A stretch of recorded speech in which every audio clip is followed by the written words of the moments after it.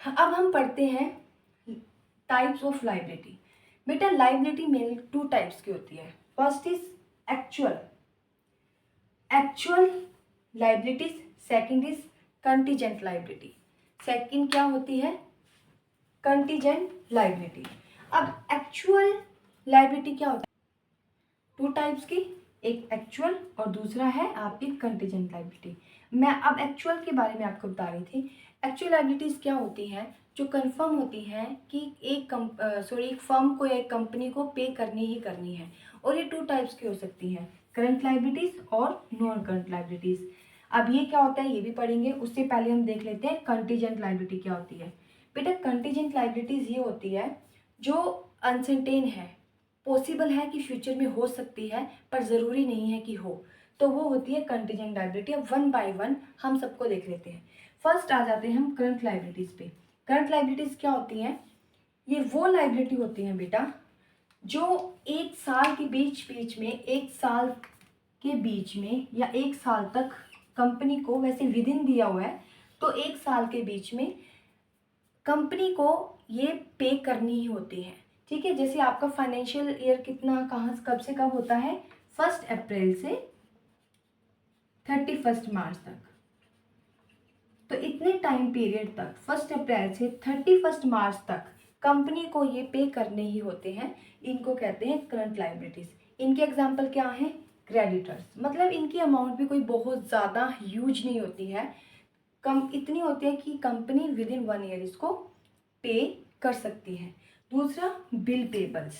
अब बेटा क्रेडिटर्स और बिल पेबल में क्या डिफरेंस है? आप कहोगे मैम ये क्रेडिटर भी है और बिल पेबल भी है। देखिए बेटा, मैं पहले भी आपको ये एक वीडियो में बता चुकी हूँ। जब माल उधार देने वाला उनके वर्ड्स पर बिलीव करता है, ये ट्रस्टवर्दी होता है कि ठीक है वो उसके कि वो पेमेंट कर देगा, वो उसके लिए कोई भी सिक्योरिटी नहीं रखता या कोई भी इसके अलावा कोई अरेंजमेंट नहीं करता, तो उसको क्रेडिटर कह देते हैं। लेकिन अगर क्रेडिटर्स को डाउट हो कि ये फर्म, ये पर्सन फ्यूचर में मेरा पैसा नहीं देगा, हो सकता है मेरा पैसा डूब जाए, ये बैड डेट्स हो जाए, तो उस श्योरिटी के लिए वो एक BR लिखता है, एक एक बिल लिखता है जिसका नाम है बिल्स ऑफ एक्सचेंज, BOE। ये BOE जिससे माल खरीदा गया है उसके लिए बिल रिसीवेबल होता है, और जो माल जिसने माल खरीदा है और पेमेंट करनी है, यही BOE उसके लिए बिल पेबल होता है। तो इस तरह से ये भी एक करंट लाइबिलिटी होती है जो कैसे जनरेट होता है? जब उधार माल खरीदा जाए फर्म के द्वारा। तो इस तरह से ये हमारी करंट लाइबिलिटीज हुई।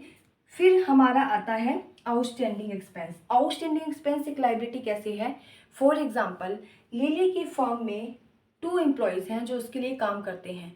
अब लिली ने जैन मंथ के लिए उनसे काम ले लिया है, बट उसकी पेमेंट नहीं की, सैलरी नहीं दी जैन मंथ की, तो ये फर्म के लिए क्या हो जाती है?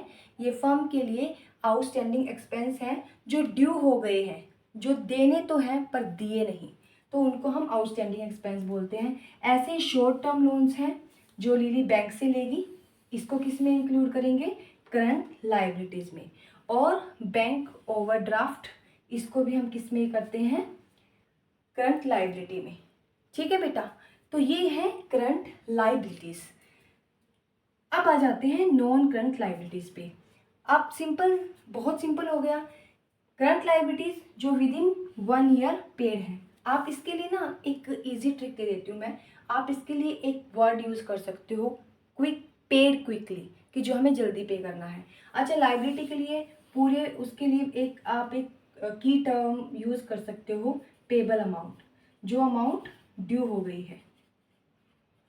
ठीक है, और चलिए अब चलते हैं non current liabilities. Non current कौन सी होंगी?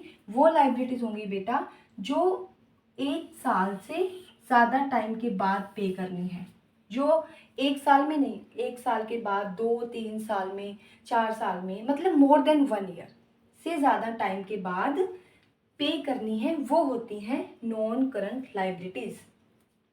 अब जैसे लॉन्ग टर्म बैंक से लोन लिया है, जैसे डिबेंचर्स।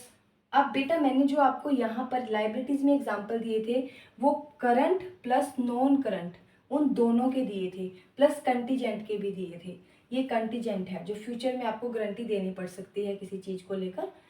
और यहाँ पर मैं क्लासीफाई कर रही हूँ कि करंट लाइबिलिटीज़ क्या हैं और नॉन करंट लाइबिलिटीज़ क्या हैं।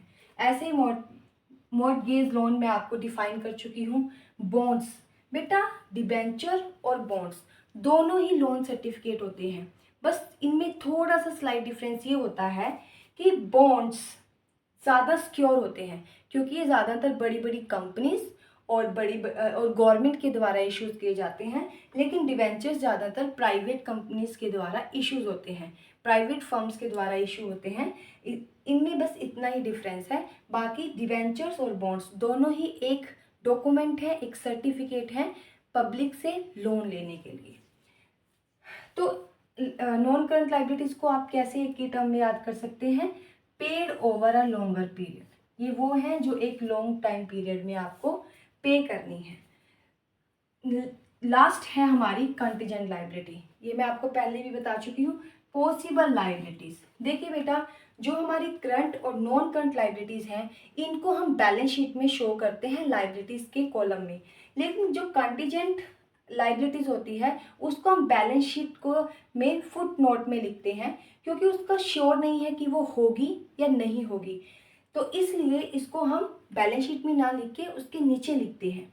ठीक है, अब ये क्या है, कौन सी हो सकती है? कंपनसेशन। फॉर एग्जाम्पल आपको एक बात बताऊं जो मैंने पहले नहीं बताई, चलो बताती हूँ। ये जो ओलिवर है ना, जानते हो ये लिली से कैसे है रिलेशन में? ये इसका ब्रदर है, और ब्रदर कैसे है? ये इसके मामा का लड़का है। तो अगर लिली कल ये सोच ले कि भाई ओलिवर तो मेरे मामा का लड़का है, मुझे कोई ज़रूरत नहीं है क्रेडिट उसके पेमेंट करने की, और वो मुकर जाती है कि मैंने तो तुम्हारा देना ही नहीं है, ठीक है, तो एक तो उसके पास प्रूफ है कि उसने बीओ ही रखा हुआ है। अब वो लिली के अगेंस्ट जाके कोर्ट में लिली के अगेंस्ट जा सकता है, उसके ऊपर केस कर सकता है। अब अगर लिली हार जाती है, ये फैशन हब फर्म हार जाती है, तो उसको कंपनसेशन देना पड़ेगा।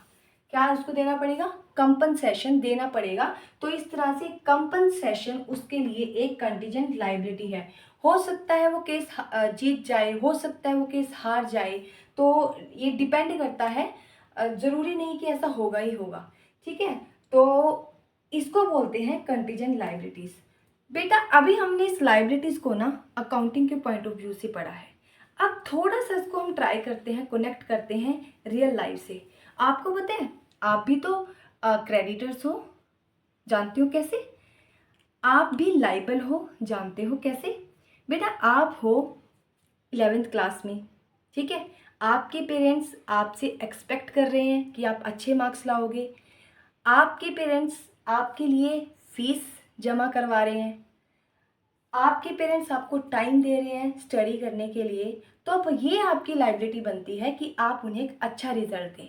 अब आपके पास भी दो तरह की लाइबिलिटी है, एक तो करंट लाइबिलिटी। करंट लाइबिलिटी कैसे? आपकी 11th क्लास पूरी 1 ईयर की है, तो आपको 1 साल में ही अच्छा रिजल्ट देना है। दूसरा आपके ऊपर नॉन करंट लाइबिलिटी भी है। ये कैसे है मैम? ये ऐसे है कि आपको आगे चलकर अपनी टाइम को सही जगह इन्वेस्ट करके अपनी स्टडीज़ में, अपने ड्रीम्स को पूरा करने में टाइम को इन्वेस्ट करने के बाद आपको एक काबिल और सक्सेसफुल पर्सन बनना है। ठीक है, तो ये आपकी नॉन करंट लायबिलिटीज़ है। अब सक्सेस होने में तो थोड़ा टाइम लगेगा ना, इसलिए ये आपकी क्या है? Non current liability. अब मैम कंटीजेंट लायबिलिटी क्या हो सकती है हमारे लिए? बताओ क्या हो सकती है? भाई आपके पेरेंट्स ये भी तो कह सकते हैं कि हमने आपको कामयाब बनाया है, वी हैव पे मैनी थिंग्स, सेक्रीफाइसेस किए हैं, तो अब अपनी शादी आप खुद करो। तो ये पॉसिबिलिटी है ना कि शादी का खर्चा आ सकता है आपके ऊपर। तो ऐसे कंटीजेंट लायबिलिटी आपके ऊपर ऐसे आ सकती है कि भाई आपको अपनी शादी का सारा फाइनेंस खुद अरेंज करना है और खुद शादी करनी है। तो इस तरह से आप इन लायबिलिटीज़ को अपने ऊपर भी अप्लाई कर सकते हो। तो आप भी लाइबल हो, आपके लिए फर्म कौन है? आपके पेरेंट्स हैं, इसलिए अपनी पेमेंट सही करना, अदरवाइज कोर्ट में केस जा सकता है। स्टूडेंट्स, तो अब हमारी नेक्स्ट टर्म होगी एसेट्स।